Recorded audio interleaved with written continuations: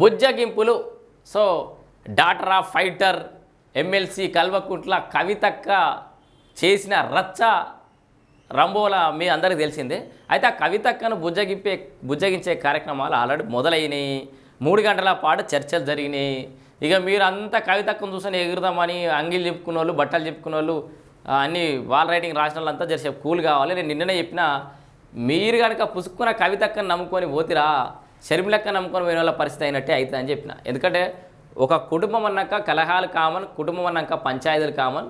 కాకపోతే ఆమె డైరెక్ట్ బహిరంగంగానే పంచాయతీ పెట్టేసింది. ఎందుకంటే ఆమెకు కావాల్సింది దక్కుతలేదు. సో చిన్నపిల్లవాడు కదా, ఐస్ క్రీమ్ కొనియకపోతే కింద మారం చేసినట్టు కవితక్క ఆమెకు కావాల్సింది ఏదో దక్కుతలేదని ఆమె మారం చేసింది. దానికి సంబంధించిన చర్చ కూడా జరుగుతోంది. కవితతో దామోదర్ రావు భేటీ, గండ్ర మోహన్ రావుతో కలిసి వెళ్ళిన ఎంపీ. సో సుమారు 3 గంటల పాటు భేటీ జరిగిందట. 3 గంటలు ఏం మాట్లాడారు?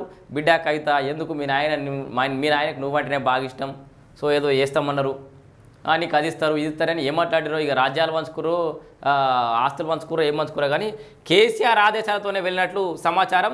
ఎమ్మెల్సీ కల్వకుంట్ల కవితతో రాజ్యసభ ఎంపీ దామోదర్ రావు భేటీ అయ్యారు. హైదరాబాద్లోని ఆమె నివాసానికి సోమవారం న్యాయవాది గండ్ర మోహన్ రావుతో కలిసి ఎంపీ వెళ్ళారు. పార్టీ అధినేత కేసీఆర్ ఆదేశాల మేరకే కవితతో భేటీ అయినట్టు సమాచారం. ఈ భేటీలో సుమారు 3 గంటల పాటు సుదీర్ఘంగా చర్చించారు. ఎల్కతుర్తి సభను గత నెల 27న నిర్వహించిన విషయం తెలిసిందే. సభపై నెగిటివ్, పాజిటివ్ ఫీడ్బ్యాక్ను కేసీఆర్కు రాసిన లేఖలో కవిత ప్రస్తావించారు. లేఖతో పాటు పార్టీకి సంబంధించిన పలు ఇతర అంశాలు ఈ భేటీలో ప్రస్తావనకు వచ్చినట్లు సమాచారం. తాను లేఖలో ప్రస్తావించిన అంశాలు పార్టీ లీడర్ నుంచి వచ్చిన ఫీడ్బ్యాక్ మాత్రమేనని ఫీడ్బ్యాక్ మాత్రమే అని చెప్తుందట. పూర్తి వివరాలు 5వ పేజీలో ఉన్నాయి, ఒకసారి చూద్దాం. అధినేత దృష్టికి తీసుకెళ్లేందుకు మాత్రమే ఒక నోటు రూపంలో రూపొందించినట్టుగా కవిత చెప్పింది. త్వరలో కేసీఆర్తో భేటీ. సో మొత్తంగా కేసీఆర్తో కూడా భేటీ. సో రాజకీయమా నువ్వేం చేస్తావంటే తండ్రి కూతుర్లకు కూడా ప్రోటోకాల్ అవసరమయ్యేటట్టు చేస్తా, కలవాలంటే అపాయింట్మెంట్ తీసుకునేటట్టు చేస్తా అని అంటదట. సో ఈ కవిత రూపంలో, కేసీఆర్ రూపంలో గదే జరుగుతుంది. ఒక తండ్రిని కూతురు కలవాలంటే కూడా అపాయింట్మెంట్ కావాల్సినటువంటి దిక్కుమాల పరిస్థితి రాజకీయాలలోనే ఉంటుంది.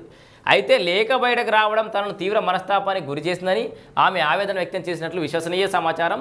పార్టీ శ్రేయస్సును దృష్టిలో పెట్టుకుని తాను లేఖ రాసినట్లు కవిత వ్యాఖ్యానించినట్లు తెలిసింది. ఆ లేఖలో వివాదాస్పద అంశాలు ఏమీ లేకుండా దాన్ని అడ్డుపెట్టుకుని కాంగ్రెస్, బీజేపీలో అస్త్రంగా వాడుకునే ప్రయత్నాలు చేసిన అంశాలను సైతం ఈ భేటీలో చర్చించారు.